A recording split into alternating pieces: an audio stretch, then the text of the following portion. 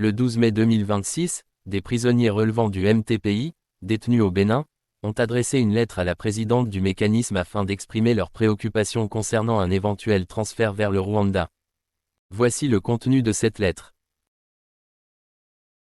Apromisérete, le 12 mai 2026. Prisonniers de l'ONU MTPI. Prison d'Apromisérete. BP, 45 Apromisérete. République du Bénin. Honorable Madame la juge présidente du MTPI. La Haye, Pays-Bas. Email, presidentoffice@irmict.org. Objet, nos préoccupations liées à la perspective de nous transférer au Rwanda et de lui confier le contrôle de l'exécution des peines prononcées par le TPIR-MTPI. Honorable Madame la juge présidente. 1. Nous, sous-signés, prisonniers relevant de la compétence du MTPI et purgeant nos peines au Bénin, avons l'honneur de nous adresser à votre haute autorité afin de vous soumettre nos préoccupations liées à la perspective de notre transfert au Rwanda, ainsi qu'à la possibilité de confier à ce pays le contrôle de l'exécution des peines prononcées par le TPIR-MTPI. Rappel de quelques éléments contextuels. 2. Dans notre mémorandum du 6 avril 2026, adressé au président du Conseil de sécurité de l'ONU, et dont une copie vous a été réservée, nous avons relevé le fait que, dans son rapport au président du Conseil de sécurité daté du 1er décembre 2025, le secrétaire général de l'ONU évoque la possibilité de transférer au Rwanda les prisonniers rwandais condamnés par le TPIR-MTPI, et de lui confier le contrôle de l'exécution de leurs peines. En privilégiant le Rwanda, le secrétaire général de l'ONU part du fait que ce pays se dit prêt à accueillir ces prisonniers, sous prétexte qu'il prendrait en charge tous les coûts de leur entretien, réduisant ainsi les dépenses du mécanisme. Il répondrait également aux normes de détention internationalement exigées et assumerait davantage de responsabilités administratives que le Bénin et le Sénégal. Le rapport du secrétaire général de l'ONU termine sur ce point en indiquant que les consultations avec le Rwanda devront se poursuivre à cet égard. 3. À peine avions-nous pris connaissance de ce rapport que nous avons été intrigués par les déclarations troublantes, attribuées au greffier du MTPI lors de sa visite au Rwanda en avril 2026. Nous demandons toujours, si ces déclarations sont avérées, que nos inquiétudes soient prises en compte. Comme nous vous l'avons exprimé dans notre lettre du 3 avril 2026, nous aurions souhaité être situés sur ces prétendues déclarations, afin de savoir si notre sort était définitivement scellé. 4. Cela étant, dans notre mémorandum, nous avons largement développé les arguments qui montrent que les autorités rwandaises actuelles ne sont pas indiquées pour assurer la gestion et le contrôle des conditions de détention des condamnés du TPIR-MTPI. 5. Entre autres arguments, nous avons d'abord rappelé que, depuis la création du TPIR en novembre 1994, qui devait poursuivre les deux parties au conflit rwandais, le nouveau régime vainqueur de la guerre, fortement appuyé par ses puissants sponsors, a tout mis en œuvre par la diplomatie, le chantage, les manipulations et les pressions pour empêcher mordicus la poursuite de membres présumés du FPR, coupables de graves violations du droit international humanitaire. En dépit de son indépendance, le TPIR a fermé ses portes sans poursuivre l'autre partie au conflit, y compris ceux qui ont commis l'attentat du 6 avril 1994, élément déclencheur du génocide. 6. Nous avons montré que, dans sa stratégie de disculpation, le régime FPR, arrivé au pouvoir par les armes et dans le sang, n'a pas hésité à attribuer ses propres forfaits à ses adversaires vaincus de l'ancien régime, ou à inventer des charges accablantes à leur encontre, afin de les faire lourdement condamner et de leur imputer, seul et irréversiblement, la lourde responsabilité de la tragédie rwandaise. En effet, parmi les condamnés du TPIR, nombreux l'ont été sur la base de fausses accusations savamment orchestrées par le régime du FPR.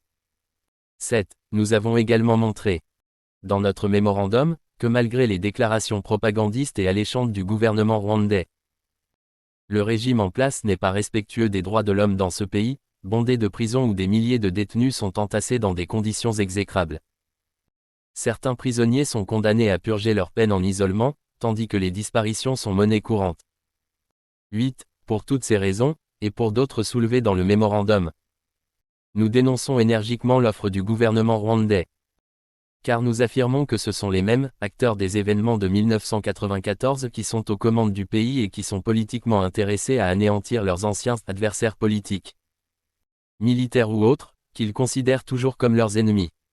En toute logique, les justiciables potentiels du FPR, qui ne peuvent pas être juges et parties, ne méritent pas qu'on leur confie la gestion de leurs bêtes noires, surtout quand on sait que, pour eux, toutes les méthodes sont bonnes pour se défaire des indésirables ou simplement les éliminer. 9. 32 ans après les faits. Et plus de 14 ans après la fermeture du TPIR. Il est judicieux que ceux qui sont appelés à se prononcer sur la question qui nous préoccupe sachent au moins dans quel contexte s'est produit le drame rwandais, et dans quelles conditions se sont déroulés les procès. Cela est d'autant plus important que la plupart des décideurs actuels n'auraient pas été proches des événements du Rwanda en 1994. Ou ne sauraient pas à quel point l'ingérence du régime FPR dans le fonctionnement du TPIR et son implication dans les accusations sont importantes. Ces éléments essentiels ne doivent pas manquer d'impacter le bilan du tribunal. 10. C'est dans ce cadre que nous trouvons pertinente la constatation relevée au paragraphe 15 du rapport du secrétaire général de l'ONU du 1er décembre 2025. Où il suggère de mettre à profit les connaissances approfondies de la présidente et des juges, qu'ils aient été membres des chambres ayant prononcé les peines, ou qu'ils soient au fait du conflit en question et de la pratique en matière de peine. Selon nous, la maîtrise des tenants et aboutissants du conflit rwandais est importante. Dans certains de nos procès, la défense a beaucoup insisté sur le contexte de la guerre et sur son incidence majeure sur les douloureux événements qui ont endeuillé le pays. 11. Ici, nous tenons à préciser que notre démarche ne consiste nullement à remettre en question les acquis positifs du TPIR. Nous respectons toutes les décisions prises conformément aux principes cardinaux juridiques, notamment les acquittements et les libérations anticipées.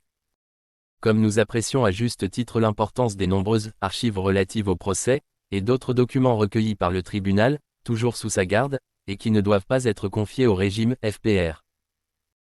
D'où, si nous parlons des erreurs et des manquements qui ont été commis, ce n'est pas tant pour dénigrer quiconque, mais pour demander si les échelons habilités peuvent corriger et réparer ce qui peut l'être.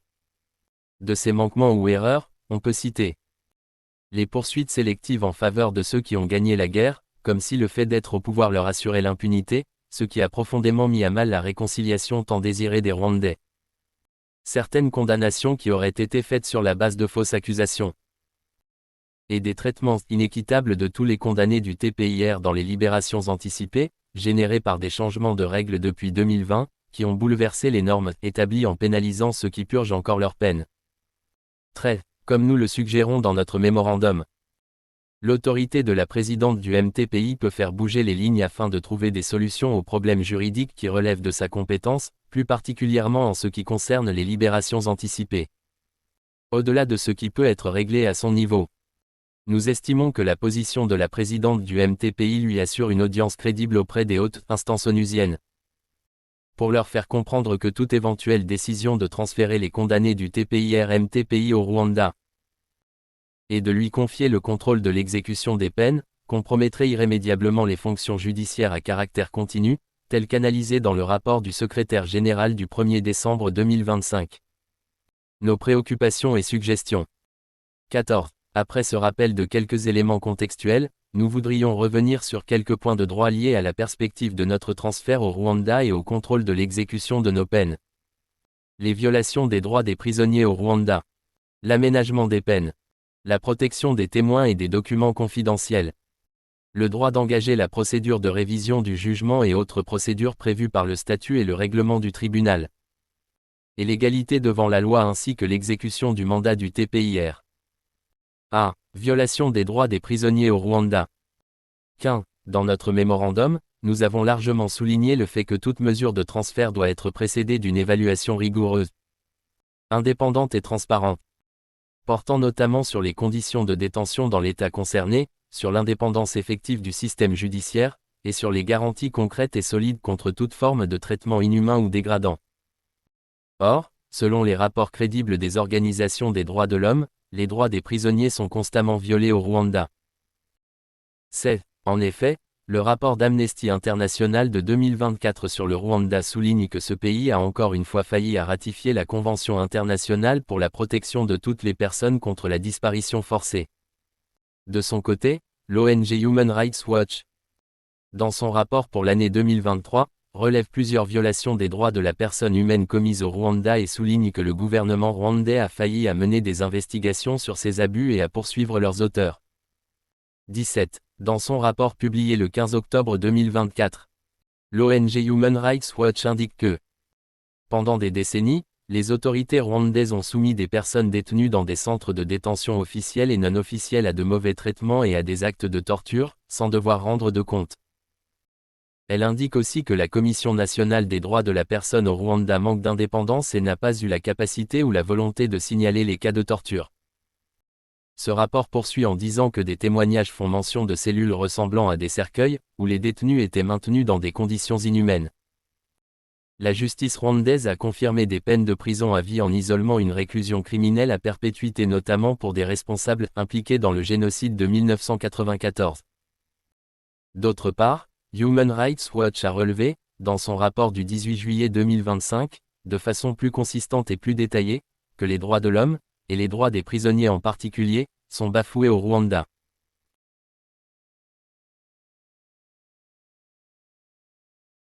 18. Par ailleurs, le rapport 2023 du département d'État des États-Unis sur le Rwanda relève des violations graves et généralisées des droits de l'homme, ainsi que des conditions de détention déplorables dans les prisons rwandaises, qui ne respectent pas les normes internationales requises.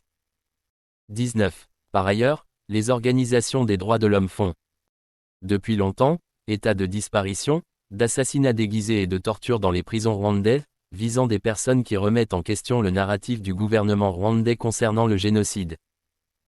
Le cas le plus récent rapporté par Human Rights Watch, le 10 mai 2026, est celui de Karazira Aimable, ancien professeur et journaliste, qui a été assassiné en prison le 6 mai 2026, jour prévu pour sa libération. Ce martyr s'ajoute à une longue liste de prisonniers politiques et d'opinion qui sont torturés, assassinés ou disparaissent régulièrement. 20. Il conviendrait également de signaler que la plupart d'entre nous ont été jugés in absentia par les tribunaux GACACA du Rwanda. Notre présence sur place sera donc l'occasion de faire exécuter ces jugements, en violation du principe non bis in idem.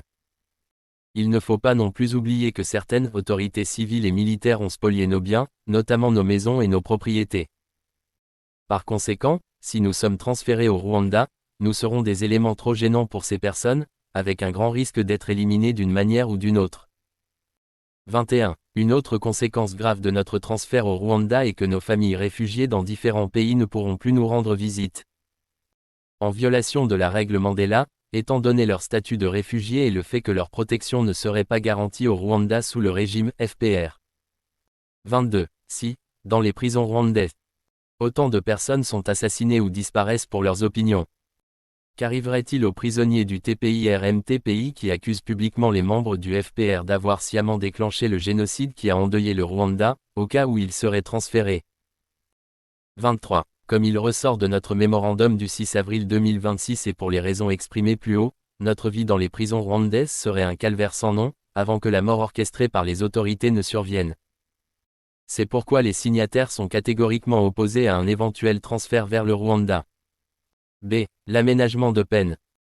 24. Dans notre mémorandum, nous montrons que les libérations anticipées ont été bloquées depuis 2019, et que ce blocage risque de devenir définitif en cas de transfert au Rwanda. 25. Pour aborder ce volet, il est intéressant de souligner d'abord l'affirmation du rapport du secrétaire général des Nations Unies du 1er décembre 2025. Au paragraphe 13, qui dit qu'il est également essentiel de préserver l'équité générale en appliquant des normes similaires à toutes les personnes condamnées. En 2009, le secrétaire général avait fait observer que les présidents des tribunaux se référaient à un système de critères lorsqu'ils devaient statuer sur des demandes de grâce ou de commutation. Il ajoutait que, si les juridictions nationales étaient chargées de cette tâche, il y aurait inévitablement des conceptions différentes et des disparités d'une affaire à l'autre, ainsi que des contestations, puisque les droits des personnes condamnées ne seraient pas protégés effectivement et de manière égale. Ces observations restent valables aujourd'hui. 26. Malheureusement, cette affirmation ne correspond pas à la réalité de ce qui s'est passé au TPIR, car depuis 2019, les normes similaires n'ont pas été appliquées à toutes les personnes condamnées en ce qui concerne les libérations anticipées. 27. Nous en parlons largement dans notre mémorandum, en montrant que tout est parti de la résolution 2422 du Conseil de sécurité de l'ONU, datée du 27 juin 2018, qui encourageait le mécanisme à rechercher une solution satisfaisante, notamment en envisageant la mise en place de conditions de libération anticipée dans les cas qui s'y prêtent. 28. En date du 7 janvier 2019, faisant référence à cette résolution du 27 juin 2018, le juge président du MTPI, Théodore Meron, a pris une décision de libérer anticipativement et sous condition M. Simba Aloïs. Celui-ci n'avait pourtant pas accepté sa responsabilité dans les crimes pour lesquels il avait été condamné. La décision relève qu'il a été fait droit à de nombreuses demandes de libération anticipée. Alors que les accusés n'avaient pas clairement exprimé de remords et, dans certains cas, alors que la personne condamnée avait expressément nié les crimes pour lesquels elle avait été condamnée. 29. Contre toute attente, cette jurisprudence du juge Meron n'a pas été appliquée par son successeur, l'honorable juge Ajus, qui a pris ses fonctions le 19 janvier 2019. Celui-ci avait un autre agenda. 30. En avril 2019, lors de sa visite au Rwanda, le juge président Carmel Ajus aurait fait des déclarations en rapport avec les libérations anticipées des condamnés du TPIR-MTPI. Le 12 avril 2019, nous lui avons adressé une correspondance pour lui faire part de nos vives préoccupations relativement à ces déclarations publiques. En mettant en exergue le fait qu'il avait dit avoir l'intention d'améliorer les relations entre le gouvernement rwandais et le MTPI, surtout en faisant des réformes dans le domaine de la libération anticipée des condamnés du TPIR-MTPI. 31. En réalité, cette déclaration était une réponse aux pressions des autorités rwandaises, qui s'opposaient à toutes les décisions de libération anticipée prises, selon elles, sans prendre en compte l'avis du gouvernement rwandais. Or, leurs revendications ne s'appuyaient sur aucune base légale. La campagne du gouvernement rwandais s'était intensifiée depuis 2018 et s'en prenait virulemment au juge président Meron. 32. Voyant que ces déclarations étaient politiquement orientées, nous terminions notre lettre en ces termes. Eu égard à tout ce qui précède, nous tenons à dénoncer, avec la plus grande énergie, ce complot contre les condamnés du TPIR-MTPI, en violation du statut, du règlement, de la directive pratique et de la jurisprudence en vigueur. Tout cela, en échange de bonnes relations avec le régime FPR, dont les membres présumés responsables de graves violations du droit international humanitaire restent couverts d'impunité par le TPIR-MTPI.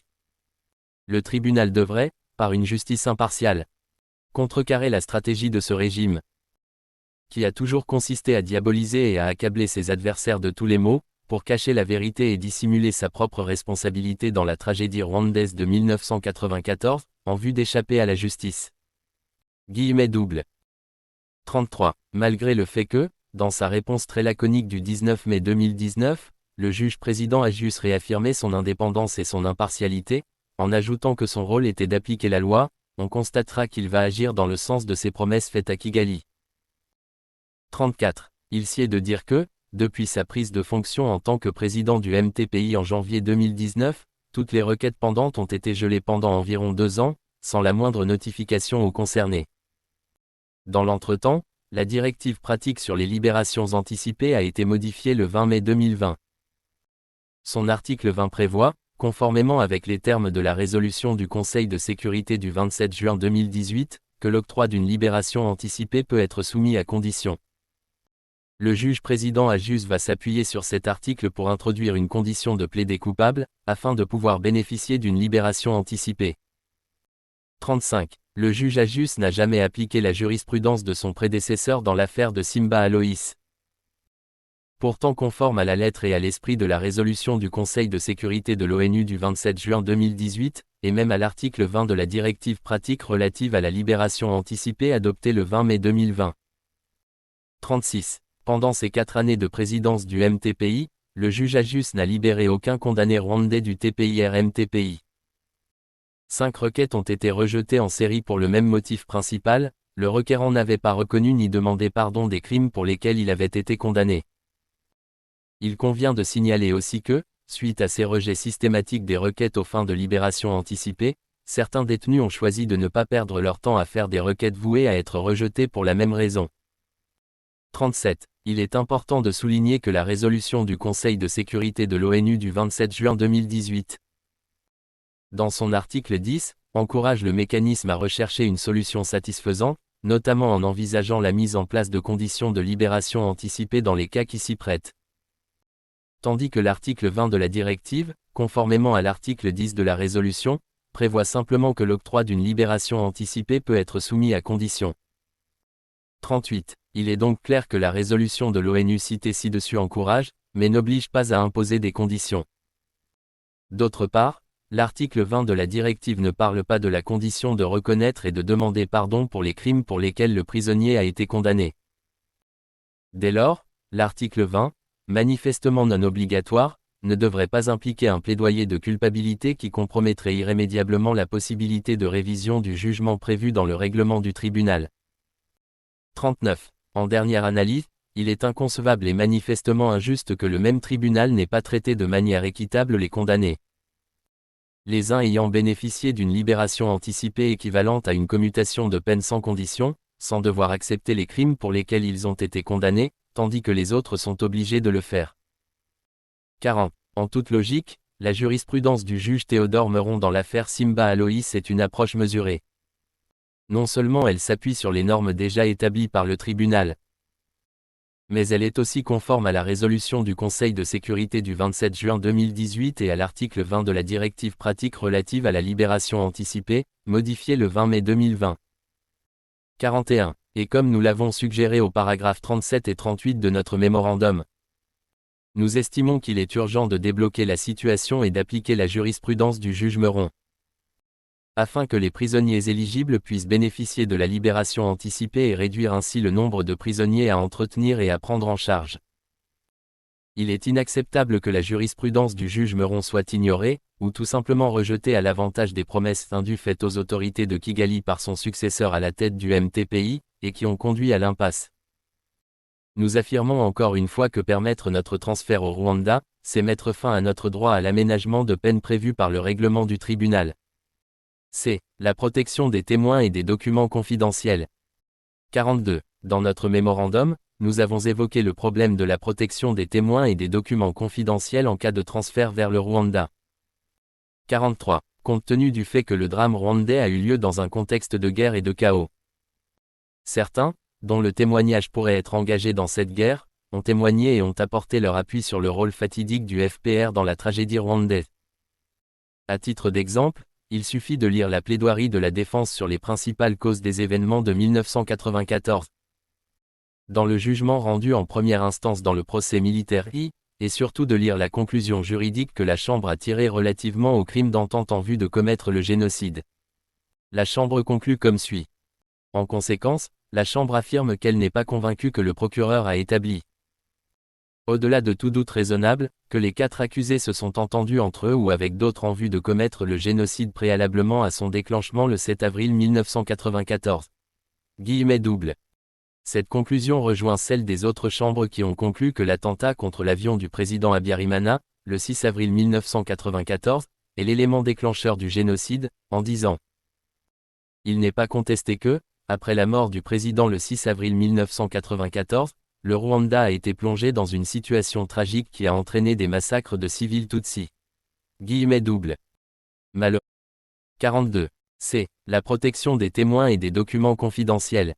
42. Dans notre mémorandum, nous avons évoqué le problème de la protection des témoins et des documents confidentiels en cas de transfert vers le Rwanda.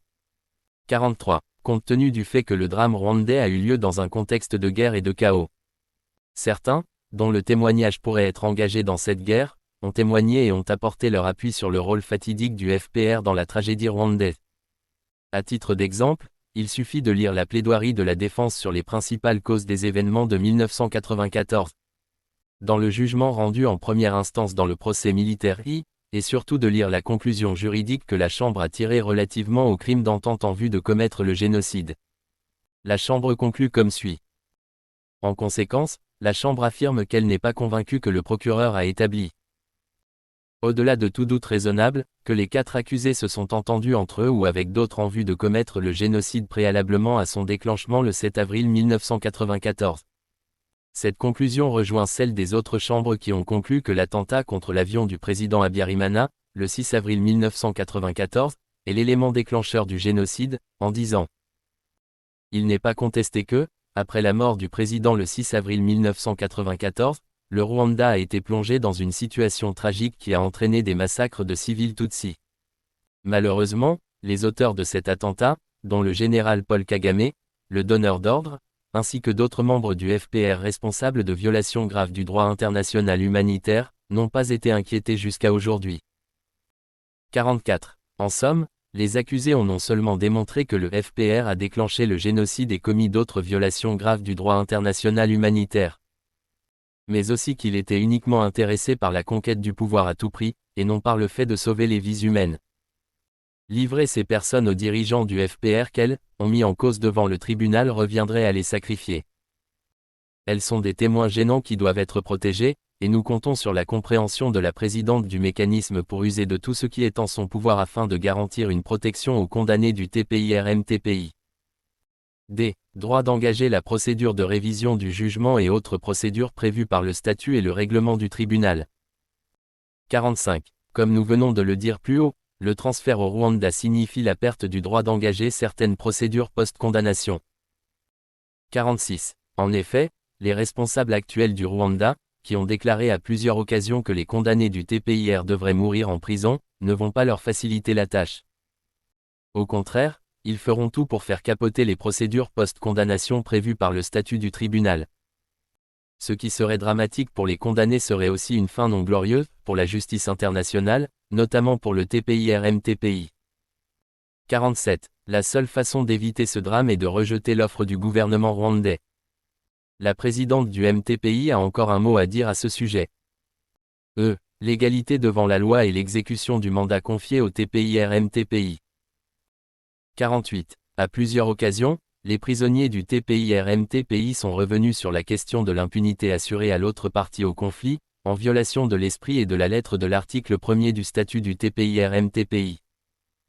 En effet, cet article stipule que le tribunal international pour le Rwanda est habilité à juger les personnes présumées responsables de violations graves du droit international humanitaire commises sur le territoire du Rwanda, ainsi que les citoyens rwandais présumés responsables de telles violations commises sur le territoire d'États voisins entre le 1er janvier et le 31 décembre 1994, conformément aux dispositions du présent statut.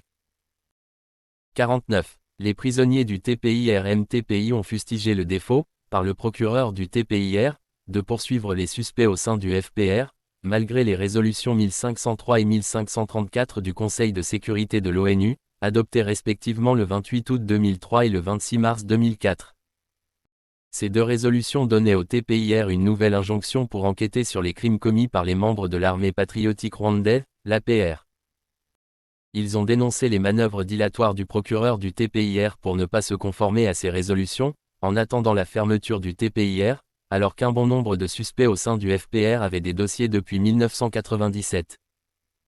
Ils ont estimé que le Conseil de sécurité de l'ONU devait réagir fermement contre la politique des poursuites discriminatoires pratiquées par le procureur du TPIR à l'encontre des seuls Hutus de l'ancien régime, au détriment de la paix et de la réconciliation nationale au Rwanda. Ils ont demandé au Conseil de sécurité de ne pas mettre fin aux travaux du TPIR sans avoir jugé les principaux coupables au sein du FPR. Tous ces appels à une justice juste et équitable n'ont pas été suivis d'effet, à cause des pressions du gouvernement dirigé par le FPR et de ses puissants sponsors. 50. Il est donc clair que le droit à l'égalité devant la loi a été bafoué et que l'impunité a été garantie au FPR. Dans la mesure où une seule partie au conflit a été poursuivie, en violation de l'article 1er du statut du TPIR-MTPI, et en dépit des résolutions du Conseil de sécurité. La question qui se pose est de savoir comment et quand cette grave erreur sera corrigée pour, au moins, préserver l'honneur et la mémoire des victimes du FPR. 51. Or, accepter l'offre du Rwanda, c'est consacrer définitivement l'impunité du FPR, ce qui ne contribuera pas au processus de réconciliation nationale, comme en était convaincu le Conseil de sécurité dans sa résolution 955 créant le TPIR.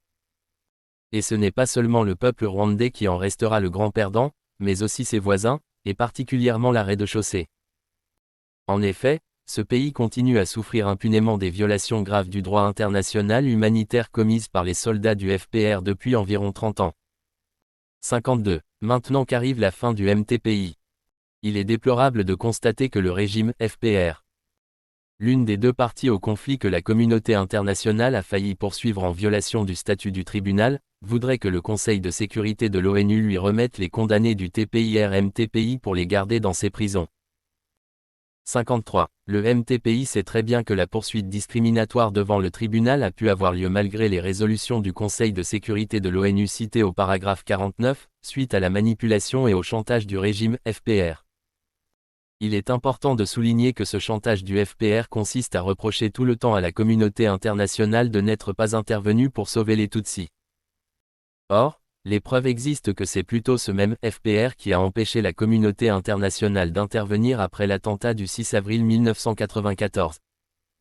54. Par ailleurs, comme il est unanimement reconnu que c'est l'attentat terroriste du 6 avril 1994, dans lequel ont péri les présidents Juvenal Abiyarimana et Cyprien Ntariamira, leur suite ainsi que l'équipage français, qui a été à l'origine de la tragédie rwandaise, il est plus que temps pour le peuple rwandais de connaître la vérité sur celui ou ceux qui ont déclenché le génocide en abattant cet avion avec des missiles solaires.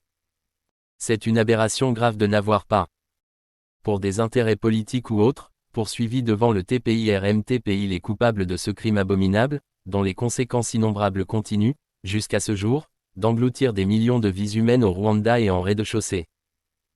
55. Nous restons déterminés à joindre notre voix à celle de toutes celles et ceux qui ne se lassent pas de travailler pour que la vérité sur cet acte ignoble soit clairement établie. C'est dans la recherche de cette vérité que nous comptons réclamer incessamment la déclassification et la communication des documents, rapports ou tout objet relatif au dossier de cet attentat, qui sont entre les mains des gouvernements américains, français, britanniques, belges et espagnols, ainsi qu'entre les mains de l'ONU et du MTPI, afin que les coupables répondent de leurs actes et que justice soit faite. Couvrir les coupables, c'est trahir le peuple rwandais. Car, sans la vérité et sans la justice, il n'y aura pas de paix durable ni de vraie réconciliation au Rwanda. Madame la présidente du MTPI. Eu égard à tout ce qui précède, nous réaffirmons notre ferme opposition au transfert vers le Rwanda, et nous restons convaincus que le MTPI est bien placé pour plaider afin que cette nouvelle erreur fatale ne soit pas commise. Nous vous demandons humblement d'user de votre qualité de juge-présidente du MTPI pour être notre interprète auprès du Conseil de sécurité de l'ONU, et pour donner une solution aux questions de droit soulevées ci-dessus. Nous vous prions d'agréer, honorable Madame la juge-présidente, l'expression de notre très haute considération. Les signataires. 1. Semanza Laurent. 2. Ategekimana Ildefonse. 3. Nchamihigo Siméon.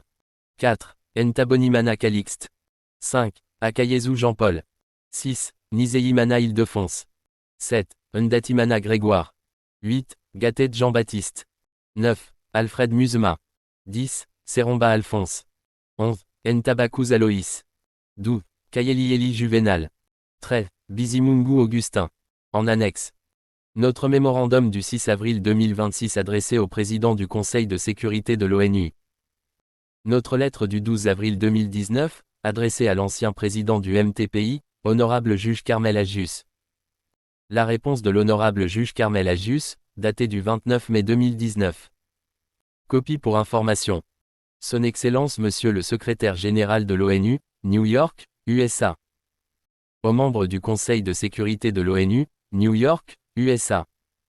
Monsieur le Président de l'Union africaine, Addis Abeba, Éthiopie. Monsieur le greffier du MTPI, La Haye, Pays-Bas. Monsieur le Président de la Commission de l'ONU aux droits de l'homme, Genève, Suisse. Mes jeunes Philpotes. Messieurs les avocats de la défense. CICR, Genève, Suisse. Les familles des signataires.